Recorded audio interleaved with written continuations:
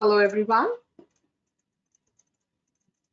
Welcome to today's session on behavioral skills for the 21st century workplace. We'll just wait for another minute for everyone to join in, and then we start the session.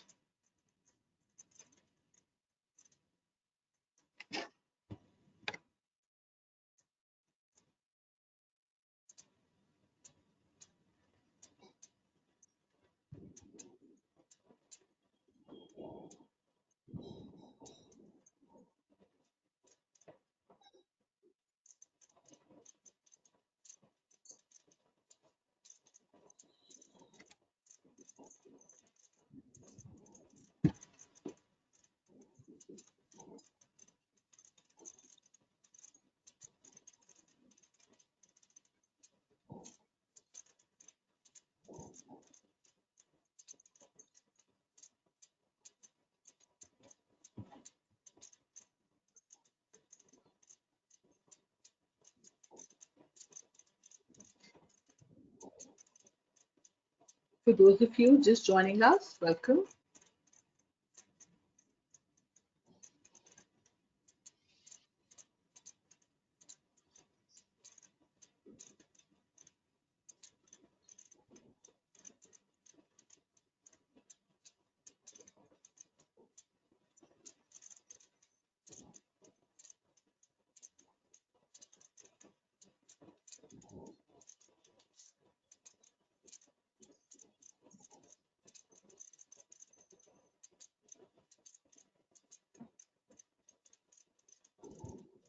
Let's start. I think people will keep joining in.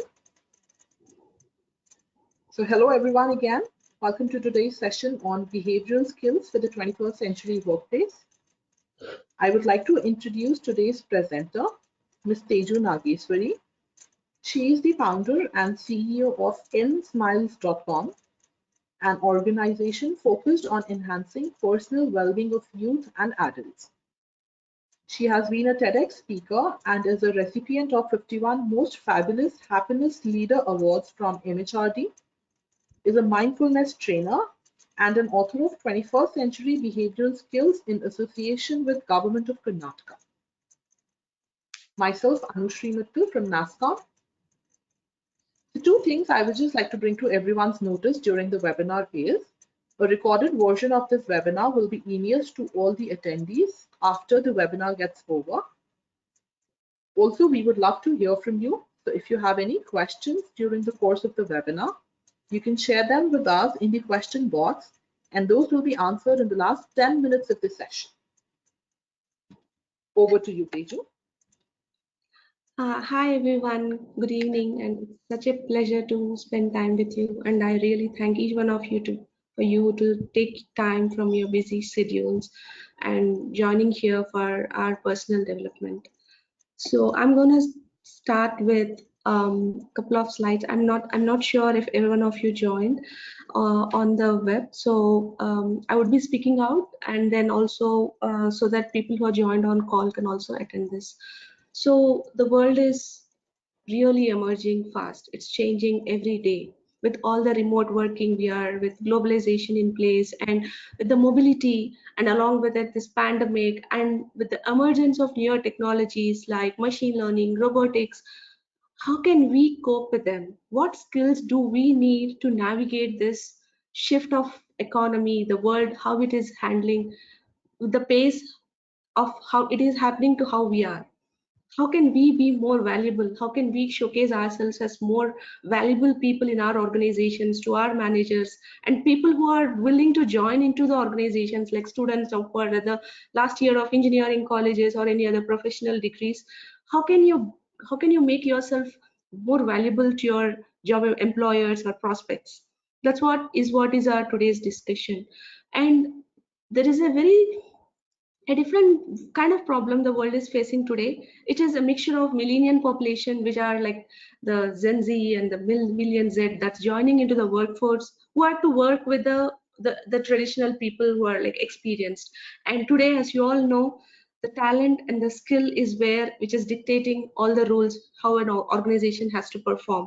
So how can we cope with these skills of blending the newness with the oldness and still effectively meet our organization goals. That's a key concern for all the organizations, all the leaders, and that's the reason today we are trying to discuss certain aspects that can bring clarity to us in terms of how we can navigate these with a very ease and grace. As you all know, 1.7 million, that's 17 lakh jobs according to NASCOM has been created in the futuristic technologies like machine learning, and then your robotics or cloud computing or big data or blockchain and stuff. And then there is the other report which also says that according to World Economic Forum, the marketing, the sales and jobs, the content, these are, and the caregiving, green economy, these are the clusters of jobs which are being created because of these newer emerging technologies. But the sad part is there are like a lot of jobs that gets obsolete either. During those times, what are the skills that comes handy to us? Say in case if I am a person who is trained to be having one technology skill, how will I, that there is a mandate that I have to learn these skills, or I have to pick up the maybe the most favorite subject or the most favorite topic which I would want to learn, or there is a lot of scope for my career development. There's a technology skill and then there's a professional skill. How do I blend these two to be able to project myself as a future leader or the more vulnerable person in my organization? That is where the professional skills comes into place. Say there is a machine learning, or there is a problem that's been solved, or an algorithm being created using your machine learning algorithms. But in case if we don't have problem solving skills, first let me introduce to you the skills that are existing, which I think are the most important skills for 21st century, which is also been reiterated by World Economic Forum and other industry leaders. Problem solving skills, emotional intelligence, critical thinking, creativity, negotiation and persuasion, cognitive flexibility, people agility, planning and organization skills, communication, integrity, performance drive, empathy, cooperation, and learner mindset. Why are these things important? As I was telling, even though when we are learning, when we want to acquire a new skill, when I don't have the ability to be open, having a learner's mindset of being curious or not getting blocked by my own insufficiency of, oh, I can't do this, I'm new to technology, I have never done technology, how do I learn this? I have always learned this technology, how do I migrate myself from here to that technology? So I don't have the curiosity, I don't have the enough problem solving skills to navigate the waters, or I get stopped every time there is an obstacle. I don't have persistent skills, I don't know how to innovate myself, or I don't know come up with a new problems. I can't negotiate with the employer in terms of timelines. I can't stick on to the timelines. I'm irresponsible with myself in terms of adhering to my work lines, and whatever I have done, I have no idea how to communicate with people around me, and I don't have motivation. So how will I be a performer? How will I become irrelevant? That, as I said, there are 73 million jobs that are obsolete. What if because of my lack of these skills, I get into that bucket where my whatever experience I've done or whatever I learned becomes no more useful for my future bread and butter earning? Or because of this lack of skills, I may have to report to a person who is much beyond my capability in terms of technology, but I come with experience, and how do I manage working with that person in tandem to achieve my organization goals? How do I do it? It's difficult, right? In case if I'm not having certain skills of empathy or having cooperative nature or the flexibility, how do I adapt myself in these kind of environments? So that's the reason these skills, though they may seem simple, they may look like, oh no, these are, I have heard them multiple times, but still they carry a lot of sense when you look at from this context of emerging technologies, the millennials and entering into the team with adaptability and new approaches, along with the pandemic forcing us to work remote, along with the that the complexities that the newer technologies bring up. When you mix these things, there's no other go than being very equipped with all these skills to make ourselves more valuable. So even though I have given you a broad scope of 14 skills, I'm not, this is a 15-minute webinar. I will not be able to cover everything because each of it requires its own 1 hour or 2 hours or a day of time to talk it in detail. but I would like to cover at least the most important skills among it. Along with, I will also leave you how you could acquire it for yourself.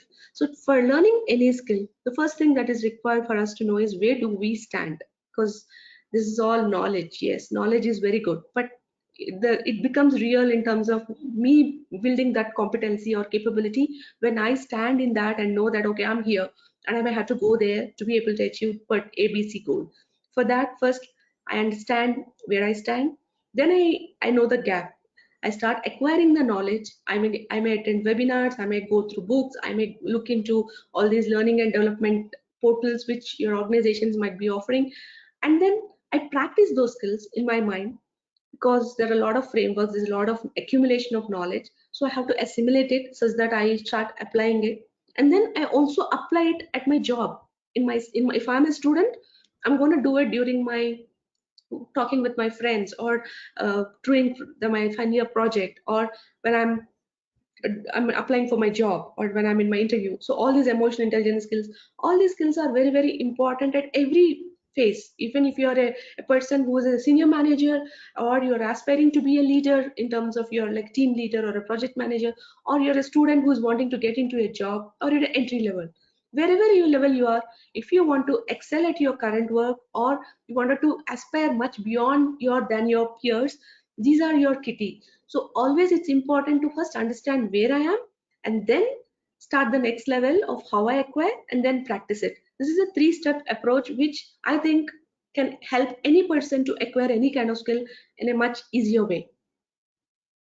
So I'll start, as I said, I'll start with a couple of skills which are very, very important. And according to me, the top three skills which are really important are problem solving, critical thinking skills, and creativity, emotional intelligence, and then comes the negotiation skills. These are the most important skills for us to evolve to begin with. Though every skill has its own flavor of it, but today I'm going to discuss these things in detail. The rest things we will see how we can cover in maybe next sessions or something like that. So problem solving, since we all know that there is a machine which is being integrated, and then I'm trying to understand what kind of problem this model can come up with. So I'm trying to solve a problem which I don't yet have a solution for. That's problem solving skills. And one of the most important aspect that comes under problem solving is your observation skills, also called attention to detail skills. Again, I wanted to reinforce this aspect where the beauty of 21st century skills are, it's not like it's one-on-one skill. These are amalgamation of multiple skills, but if you can combine together, there's a lot of beauty and flavor that comes out of it. So when you look at problems, there are three kind of problems. Usually you could also agree with me in terms of, you know that this is a particular problem, and then you know that this is the way I could solve also. So your goal is fixed, and also your how to achieve that goal is also fixed. But then there are goals where you're only told about the problem, but how to solve the strategy behind is not being told. So you need to discover it. And then there are certain problems where you don't even know that there's a problem, but still you may have to work towards, if it happens, what kind of strategies I may have to apply to be able to solve this problem. Say for instance, there's a model that you have developed using an algorithm, and due to interconnectedness of different systems, or due to you are in the same organ like Flipkart, so the same model can be used by different departments. So how could you think about, is this model valid across sales department, CRM department, and also marketing department, or also in technology department? If there is a model like this, or some data analytics thing you are doing where you are trying to analyze data to give in some meaningful inferences out of it, so there is a problem where a data should be available for across the streams. So these are some examples of problems where we are trying to solve, where we don't even know that there is this problem to be solved. And machines do solve problems. All these algorithms and all are done by machines, I agree. But still we do have relevance in terms of thinking spontaneously, thinking randomly, in terms of creatively, how we can apply these problem solving methodologies to be able to solve that problem in a more appropriate and efficient way. So some of the strategies we could use to solve a problem are that maybe they could have solved a similar kind of problem you apply that to this knowledge, or you use a small model before you apply to the real system. Or when you are suggesting a large number of solutions, you just develop until you arrive at the best solution. Sometimes it's called brainstorming. Then you're dividing and conquering, breaking it into smaller chunks and trying to do. And then you're doing hypothesis testing, where you're trying to do a possible solution or a possible explanation for this problem, then trying to prove that maybe for this could be the answer or a solution. Or you're trying to choose an action at each step. No, okay, if I do this, like similarly how you write for algorithms. Or there are certain times you are trying to say that the contrariety, like chicken or egg, is this first or that first? So I am trying to say this can't be solved. The moment I say that this can't be solved, that comes the beginning of how it can be solved. So that's where we try to build an hypothesis on, okay, maybe these are the things I could do. Or you can transform the problem into another problem, where that problem there's another solution like that, so can I bring that knowledge into here and try to solve it using the same kind of methodologies. So these are the different ways, and the most important of course is the root cause analysis.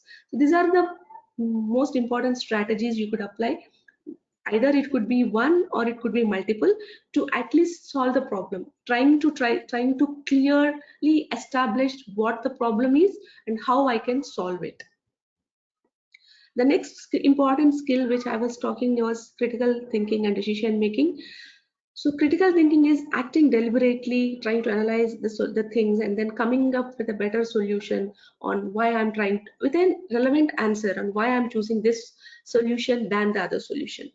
So it usually involves, when we say problem solving, critical thinking, decision making, all that comes under one bucket of umbrella of thinking skills, where we are trying to establish the typical process that's involved in this total problem solving and critical thinking and decision making would be: first, you conceptualize skill, where you are trying to identify the situation using your problem solving strategies, and then you get a clear picture of, oh, this is the factor that are influencing the problem solving methodologies. These are the criteria I can apply to solve the problem.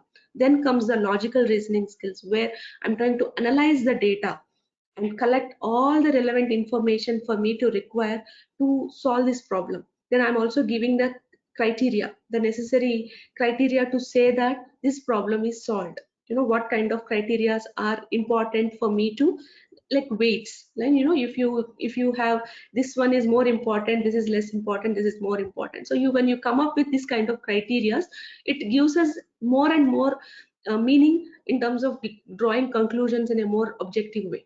Then you are trying to do application audit, so using your prior knowledge, your prior facts, and whatever at the worldview you have, you are using strategies to apply on solving this problem to come up with different solutions.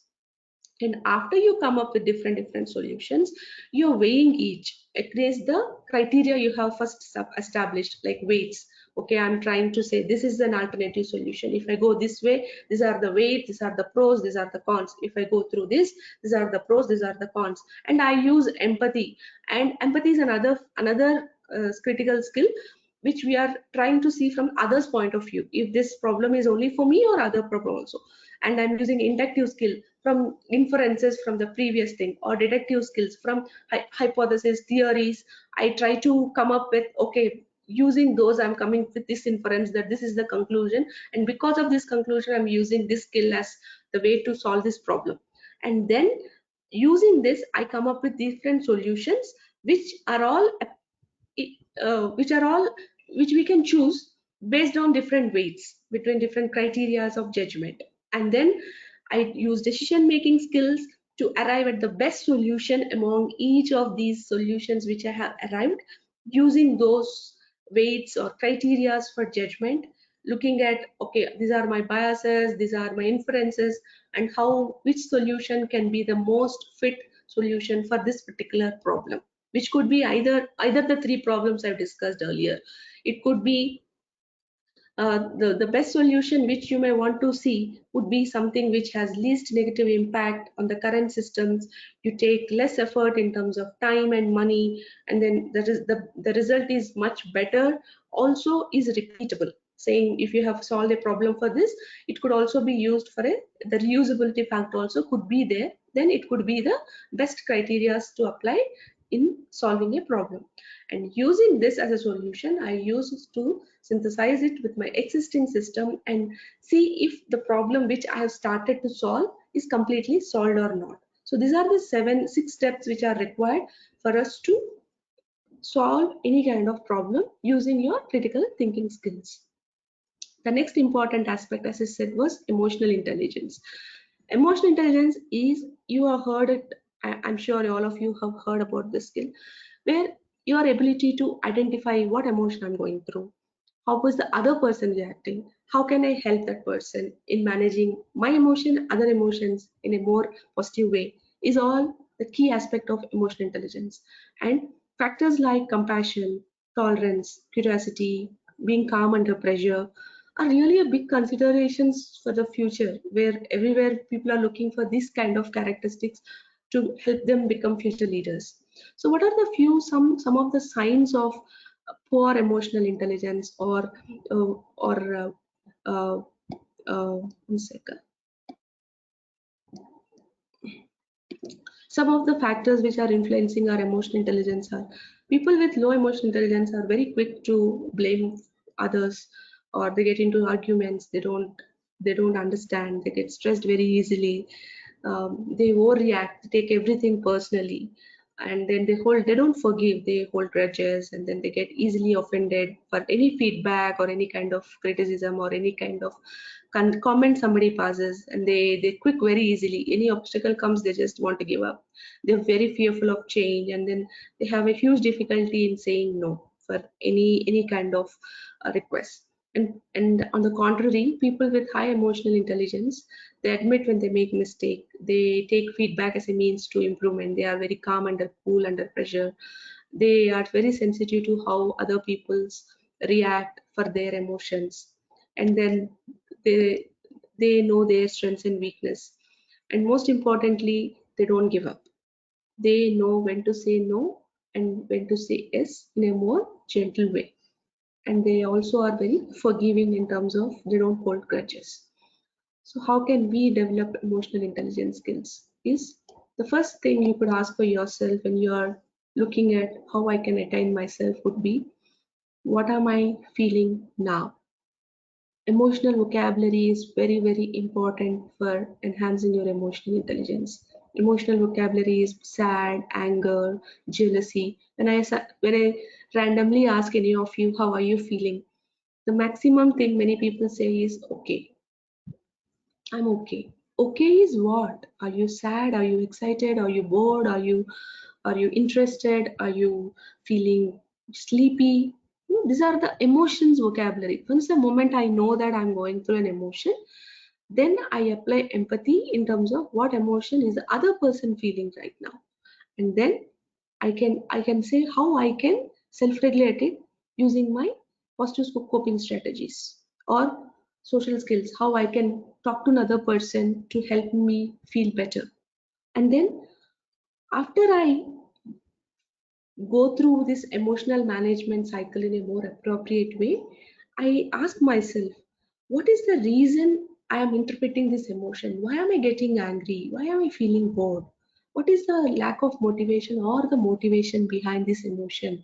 What is the reason why am I feeling this? Because the moment I have this clarity about why am I facing this emotion, the more I can be in a place to manage my emotion, also other people's emotions in a more appropriate way. And the other important thing which I felt is important during these times where everybody of us are working from homes is how I can build my emotional strength.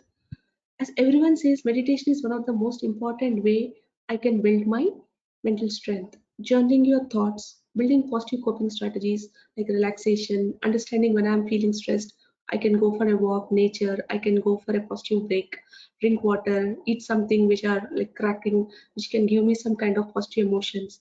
And most importantly, when I'm feeling stressed, when I'm not able to handle things, don't let us be very hard, don't be hard on ourselves, but be very kind on ourselves, being tolerable about our own mistakes.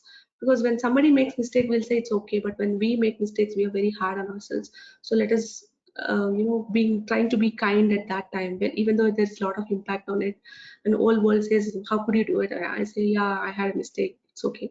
And then noticing good things in your life. We always focus on what are things which are always negative. This is not good, that's bad, this has happened, this has happened. But often during this always noticing bad things, we always forget that there's always good things also that always happens in our life, and we try to ignore them and only focus on a lot of negative things. So the signs say that for every one negative emotion, we may have to experience 5 emotions to feel more happier. So it's always important to notice good things that's happening around us, along with seeking social support in terms of when you're really feeling stressed. It's all right. It's all right to feel lonely. It's all right to feel stressed. It's all right to feel helpless or confused or irritation, frustration, anger, sadness, because most of us are being at home for a longer time. So it's always very, very natural to feel all these negative emotions. But it's very important to understand how are we feeling, and also trying to seek appropriate help when it is required. And the next important skill which I thought is very, very important is creativity. See, when suddenly there are a lot of machines, again I'm saying a lot of decisions are made by machines, but the skills like why a person or a doctor have to give a certain pill or a certain kind of counseling technique while to make the patient feel better, or why did I use this kind of technique to solve a problem in a more faster way. So machines are trained to do things in a more systematic way, methodic way, but we humans have tendencies to be spontaneous, be random. That randomness, that spontaneity is what brings effectiveness into the whole system, which machines can't yet replicate. So that's the reason creativity falls under very most important skills in our behavioral skills of 21st century. What is creativity? As you all know, it's about creating something new or bringing a out of box idea out of thing. So as every other skill, creativity also can be nurtured. The only it requires experimentation, exploring, questioning, assumptions, imagination, and synthesizing information such that we are able to bring all the things together. So there's a very popular technique that's called six hats technique, which most of our people use to be able to come up with different ideas. So creativity is in a nutshell seeing the same problem from different viewpoints, right? So the black hat technique is something which we are looking at from a negative perspective. What if it's wrong? How can it go wrong? Which elements, if I apply this solution, won't work? The blue hat comes thinking broadly at a big picture and what is the best overall solution to solve this kind of a problem. The green hat thinks about creativity. What are the other alternative reasons I can come up with to solve this problem? The red hat will look at emotionally. How will this perceived? How will it look like when this problem is solved? How will it look like this for this segment? How will it look like for other segment? What kind of feelings is it evoking? And when the white hat looks at situation objectively, what facts will I have to solve this problem in a more tandem way? The yellow hat looks at positive perspective. What if the solution will work? How can I make it more better? It all covers the positive aspects of solving. So right from not working to taking care of emotions to creatively thinking to solving problem using facts and having an optimism. So the six hat approach uses all the perspectives to take under consideration to be able to solve a problem which is not there yet. So that's where creativity comes in. And when we try to nurture our creativity, we may want to think everything, even though I know an answer for it. So for example, you're all home, so you may be cooking or you may be baking. So see if you can use these things to apply for a different way of cooking the same dish. What if I use this, what will go wrong? If I use this, how it will go wrong? If I use these things, how will it feel to people who are eating it? How does it taste? And how can I make it more nutritious? You can use the same thing. If you think from an overall perspective, a different thing emerges, and that's creativity. And the next important skill I would want to talk about is negotiation. Again, why this skill is important is because I'm sorry, it's reaching 5. I'll just conclude in next 10 minutes. Why this skill is very important would be when you have to negotiate, you are coming at a win-win situation where you are also not losing, the other person also is not losing. That's the most appropriate way of solving a problem, right? So when there is a disagreement, that's where negotiation comes in. It could be business, it could be personal, it could be financial, or it could be your emotional needs. And when you have to find a peaceful solution for your problem, the best way is to negotiate using conflict resolution principles. And when you have to know what are the best conflict resolution principles, there are two kinds of things. One is you're very assertive, you are dominating kind of a person, or you're a very cooperative person.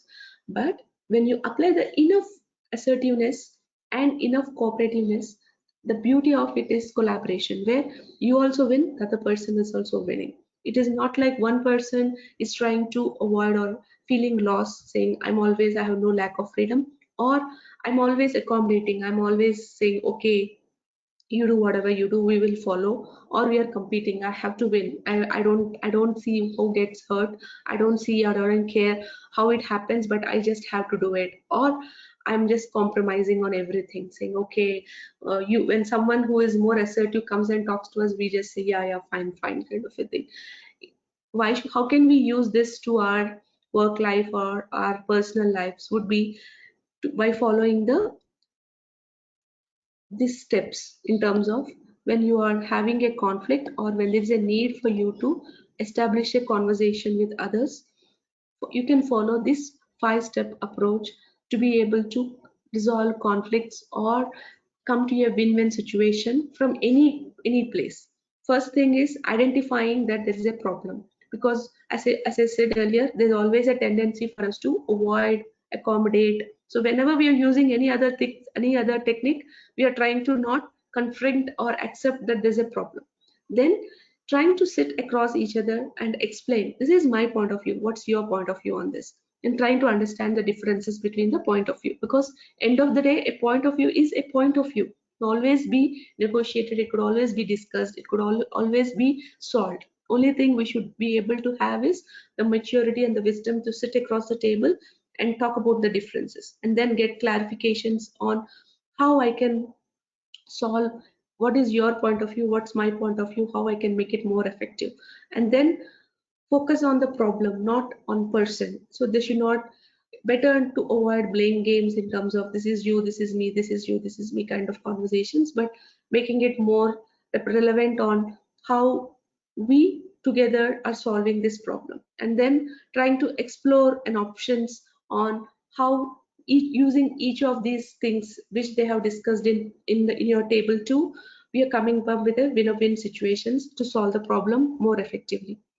And the next topic I would want to use is cognitive flexibility, where cognitive flexibility is a capability of having good mental agility to handle multiple things at the same time. I will not say it as multitasking, but being able to focus on each task and completing it with its requirement, and also having the tendency to apply this knowledge in another field and trying to bring solutions for it. So I can say it as you are disengaging completely from this particular task and engaging in another task, but utilizing the time, that concept, whatever is the learning knowledge you have, to this concept you are trying to say. So that way you are more efficient, you are trying to solve more better problems, you are more creative, you learn quickly, and you are considered more effective. So what are the best ways to um, enhance your cognitive flexibility is your, everyone, there's a lot of research and evidence on how mindfulness meditation can help us be focused on a task or being in a state of flow. So surround yourself with newer experiences. Even if you know a route, try it with an alternate route, or if you have to do something, try if you can solve it with using another method. Use creative thinking. You mix with different kinds of people or different kinds of viewpoints, or different kinds of thought processes come. So use that as a means to think for your problem on hand or a task on hand. And then get good sleep, because sleep has a very high importance on your emotional regulation and how to handle pressure. Then try to learn new hobbies, or new skills which will help us, new pathways in our brain. Whenever we are learning a skill, we find it difficult in the beginning because the pathways are not being developed in the brain. The moment you are 21 days or 42 days is where we say there are a lot of things where you get habituated, or you're able to do a skill more in a more regular way, because you're practicing it, that there is an internal function that's happening in the brain where your neurons are getting connected and there's a pathway that's get established. the more faster the more thicker the pathway, the easier it becomes for you to unconsciously use it. So example, when you're riding a bicycle in the beginning, it would have been very difficult, but after a certain point of time, it's become easy. Similarly, when you're trying to newly write a code, it's very difficult on terms of thinking all the lines, but after a certain point of time, it becomes a habit, because you're training your mind to use it. So the more you train your mind in different aspects, the better you will end up being. So how can, as I said earlier, there's a lot of things you could do, but the first thing is to be able to measure it and then see how you can know where you stand, and from there be able to acquire those knowledge and skills required for you to fill the gap. So for that reason, as I said, I run this organization as well. So we have developed tools to measure the behavioral skills of individuals, be it students, be it people who are already in jobs, to understand where you stand on the particular skill, and so that you get a gap analysis in terms of understanding where you stand, and provide you recommendations in terms of how you can handle. And as I already said, these are things which, knowledge is one thing, but you have to apply. So we have given these tools in terms of apps, such that you'll be able to practice it daily in terms of acquiring these skills, so that you'll be most relevant to the job markets. So for these conversations, I have uh, uh, given a link over here. Whoever want to take it can take the go through the link and use the survey to understand where you stand in terms of each of these skills, and your blueprint to arrive at the uh, action plan on terms of how to build the skills and stuff like that. So that concludes my webinar. So any questions?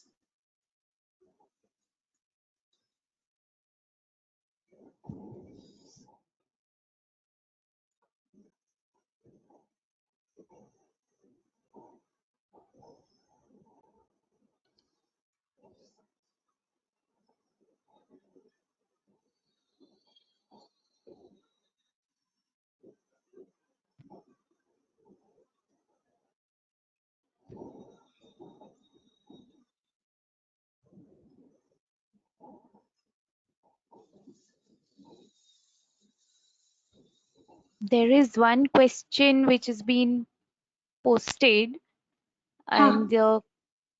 and the question is: being a student, we want both tech skills and all these skills as well. Can you please elaborate more how I can improve these skills, including the other factors, keeping placement in mind? Yeah. So see, for a student, these are the technology skills that are required. As I said, first understand which skill your college is propagating in terms of uh, in FutureSkill. Also, NASCOM do have different technology skills that's been offered. So go through their platform, get an understanding of, okay, do I want to acquire a machine learning, or and then get the basics of, okay, is my Python skills in place, where do I stand in terms of my Python skills, and then using these skills which we have talked about on behavioral skills. As I said, even if we have to learn Python, it's a new thing, we should never give up. If at all I have to go up inside of this aspect.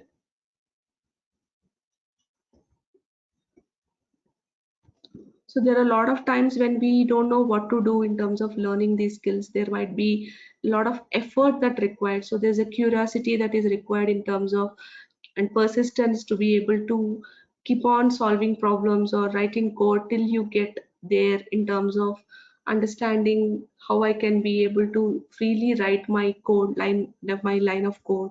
And then you are using everyday practicing. There will be procrastination. Your friends are all playing, and your friends are all watching Netflix and dramas. So there is this kind of um, uh, self-initiation skills that is required, keeping in mind your job placement in place, to be able to dedicate enough time in terms of doing your college work, in terms of learning this skill, and also doing your socialization skills. So there's time management that is required in terms of doing this in a more appropriate way. So there's planning and organization, where you're planning that this is the time I'm playing, this is the time for social media, and this is also the time for my college study, and this is for my placement work. So I'm learning the new technology skill for it, or I'm doing a project for inside of it. Then I'm using communication in terms of talking it to all the people, going on LinkedIn, connecting with the like-minded people, or startup people who are working in the technologies you are learning. So you get to know how you will be able to reach out to them once your college is over. As you know, economy is in a recession, so there are a lot of people who are losing jobs, but there's a very high opportunity for people who have already learned these newer technologies. So you can approach them, you can find them on LinkedIn, connect, give a connect request. Try to not get into more of internship with payment, if that is something which you can if you are with parents and you are able to manage your costs. Try to first acquire skill. First you learn the skill, try to do a live project, being with a startup or some internship, or there are a lot of gig forces that's coming, so you can apply for a gig thing, and it, try to implement a project. And once you implement a project, there's a lot of skills you apply on hand to be able to talk all this during your interviews, and that gives you an advantage when compared to all of your friends. So each of these skills, when you can apply it at the time of resistance, managing time, how to solve this problem, how to communicate. First of all, being able to wait till I get a job. I'm not sure using this skill I'll get a job tomorrow or not. I am hopeful that it will get, but it is not certain. But today my friends are all playing or watching some movie. So am I in a place to get myself back into my mode of studying, because I said I wanted to learn this and be a master in it, and being in that curious mode where I am looking for all the materials or the new things, trends that is happening inside of my space. So I'm in a more informed place than any of my peers. So all the thing is about adding value to yourself. How much I apply these techniques on the hand, how much I'm able to go beyond my comfort zone, because everyone has a zone where I say, okay, I want to be here, which is I'm good, I can be here. But that's not being extraordinary. When you want to be extraordinary, you have to put extraordinary efforts. Like every leader you see, be it in a cinema, be it in a movie, or be it in a sports or any other entrepreneurship, behind every person there's a lot of effort, and these skills will give us that hand to be able to reach out to that place.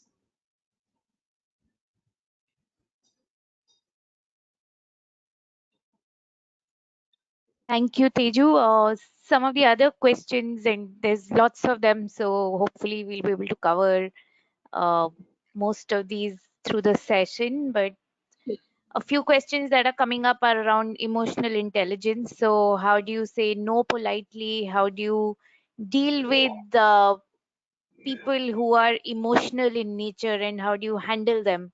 So, there's a few questions around this theme that have come up. So, if you can shed some light on that as well. Yeah. So the main problem of we not able to say no comes from the insecurity of what will happen if I say no to that person. So it goes under compromising mode of, if I am not able to say, will I lose love, will I lose support, will I lose credibility, will I lose the impression nature that I'm good. So what is that insecurity that is holding me back to express myself freely? That is one point I may have to make myself clear. And secondly, you should understand the world loves you because you are you. It doesn't matter whether you're rich, you're poor, you're having a skill, or you're not having a skill. Every one of us are unique. The probability of being born as humans is 1 in some trillion, if you have read many of the books. So already we are lucky, we are unique. We don't find one more person like us. So there's no need for us to be insecure about what we have and what we don't have. The the factors that what we don't have or the factors that we have makes us unique. That's we. So we don't have to feel insecure about what we don't have and be in a pretensive mode of hiding those things and not being able to express ourselves in a more appropriate way. Okay, that's one part of it. So I may have to be feeling very secure to be able to say why I don't want to do it, because I'll give you a framework in a couple of minutes, but first point is this: trying to understand being secure enough to be able to express myself freely. That's part one. The second part comes when the other person is very, very sensitive. How do I tell? That's where empathy comes in. I can say no in a very harsh tone. I can say no in a very pleasing tone, in a gentle way. So when I can frame my sentences in terms of how the other person will perceive it, there's a higher chance that I plan my no in a more receptive way. Second point. So what is the best framework I can use to be able to say no in a more appropriate way? So step one is I don't want to do it. There's no blame in that sentence. There's no pinpoint or neither self-sabotaging ourselves. That's the three ground rule. So no blame, no self-sabotaging, and no pointing a finger at others. So what can I say? I don't want to do this because I feel I feel I'm not utilizing my strengths well. I don't like to, I need help in this aspect when I want to ask help. And I'm also working, you're also working, so I want help to be in house. At that time, I don't have to say, why don't you work? Why can't you say, or someone says, can you do this? I say, no, I have a meeting. Instead of saying that, I may not be able to do work now because I have got a meeting, is where if I am able to tell myself in a more vulnerable way and is not pointing a finger at other person, but everything is pointing towards me in terms of my thing, there is a risk that the probability of the person accepting that it is very, very high. I don't like to do this work because I feel dash. So I don't want to do because your reason. I feel because of your feeling. What is that feeling? So even though it is a difficult vocabulary to accept in the beginning, it makes sense and makes the other person more receptive because you are not cornering that person or you're not blaming that person. So the recipients of it is acceptance of you saying no and they accepting gets higher.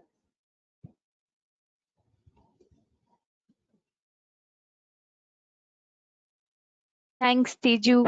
Uh, few questions also around the tool that you've developed. So, uh, some of the participants would want to know what the tool is all about and how can you measure skills like negotiation skills or even emotional quotient.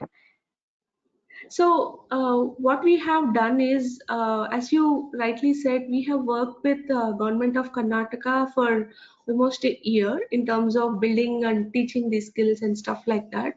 So during those times, we had a plenty of opportunity to talk with a lot of corporates and a lot of students. And during those times, we have identified certain key parameters that can help an individual demonstrate these behaviors. So we are not measuring your how much skill you have is not we are measuring. We are measuring your habits and behaviors if in present can lead into that trait being demonstrated on the ground. That's the reason we are measuring your habits and behaviors and providing you a indication of the skill being there or absent. So, and since this is not for any job purpose or we are not here to as I say, we exist to enhance people's well-being, not to judge them that you are capable of getting a job or no. We are not into that spaces. So our attempt was only to identify the real factors that can influence the demonstration of this behavior and try to measure them such that we are in a place to tell you are in this place and you may have to go so far uh, into the place of having that skill being demonstrated to the what market needs. No, that is the route we have taken in terms of measuring habits and behaviors which for each skill, so that it will become easy and tangible for a person to know how much gap I have to fill. And once I know where I stand, it becomes very easy for me to learn because a lot of knowledge is there around the world. But then we thought knowledge doesn't help, we need to practice it. So for that reason we incorporated those things in Happy Being, where we are giving a lot of activities for students on student success. So we are every day giving them one challenge, one activity for them to enhance their EQ, all these skills in one or the other form, so that it's a holistic development, not just one skill. And we can't develop one skill in one day. I have talked about all these things. It is a knowledge awareness for you. You know that, okay, this is what it takes for me to be job ready. These are the skills that bring it to that. But after that, if at all I have to make it that knowledge into my application, again it takes to where I stand, what I have to do. These are the things that comes under play. So that is where we focused most of our effort in. Thank you, Teju. I know we're coming up on time, so we'll take a couple more questions. There are a few questions around the theme of how do you stay cool under a stressful or pressure situation? And also related to that, the questions around how do you then overcome with situations or issues which are not really within your own control, or you may feel like they're not in your control, but they still have a big impact on your life and how you react to that situation. Yeah. So the most important aspect of being cool under pressure is whenever you understand that you are stressed, you have some techniques handy with you on what I can do when I'm going through this emotion. For example, all of us are very aware of breathing techniques, right? You any sometime during your course of time you would have done yoga, you've done pranayama, or or 478 breathing technique. So where you're trying to get your breathing. The moment you're stressed, the moment you're panicking, you're not the usual self. Like say you have a lot of tasks on hand and you're not able to focus on anything. The first thing you do is stop. Don't do anything. First be aware that you're stressed and stop. Then you do some deep breathing. Do deep breathing till you feel calmer. So the symptoms of your stress, be it anxiety, your heartbeat goes up, you get stressed, you feel hot flushes, your stomach gets butterflies, or you have tingliness on your shoulders, pain on your head, or stiffness on your back, or you'll have pounding heart, sweating, or you're not able to focus. You're a lot of noise in your head, mental chatter is very high. All these times what you do is these are till you feel stabilized, your heartbeat becomes cool, you're able to breathe easy. And when you're stressed, you do shallow breathing kind of thing, when your breathing is not evenated. So when you're till you feel you're in that state of absolute no clarity, and your brain is not functioning, two things, it doesn't take long time. It takes just 10 to 15 breath cycle, a cycle of breaths to for you to feel focused, rebreathing. Then think how I can solve this problem in a more better way. This problem comes under which bucket of my time management? Is it priority, urgent, or urgent but not priority? Is it can be delegated, or is absolute waste of time? This task what I am going through now falls under which bucket of my time management matrix? Once I know that this falls under urgent, see if there is any way you can negotiate to get more time, because communication is the key. Nobody else in that person on the other side of the table uh, is somebody who is not a human. So best thing we could do is take responsibility for the delay and try to seek for more time, so that your pressure is come down to be to for you to do it within this timeline. If there is a situation where you are in a place where there is to be having a deadline and you are not able to focus at all, the best thing you could do is the distraction do come, apply mindfulness. The distraction do come, but you are just being okay with that distraction and trying to focus. Something like when you're doing your what can I say, when somebody who's not very equipped with mindfulness skills, that's what I'm trying to bring an analogy. um, Imagine that when there is a distraction, as this is a work, A B C D E F G H works are there and I have to focus this. So gently, whenever you notice that your mind has gone into thinking about those things, bring it back again to the focus on hand. These are what am I doing, and focus on making it 1 hour chunks. So 1 hour you're breaking, then 10 minutes you're taking a break, another 1 hour you're working. That way you are dividing your work into multiple sections such that you are able to focus in that 1 hour. 10 minutes, if there is a requirement, there is a break. So for things which you are under pressure, you do breathing till you calm down, then understand which bucket it falls under. If it is under urgent but not important, you know there is time, so tell yourself that calm down, there's still time for me. If you're not able to focus because of distractions, see if you can reduce the noise and keep yourself in a more quieter, calmer places. If that's also not possible, you apply mindfulness. So whatever is the noise around you, you absolutely, whenever you get distracted, try to bring back your focus onto the task on hand to be able to focus more.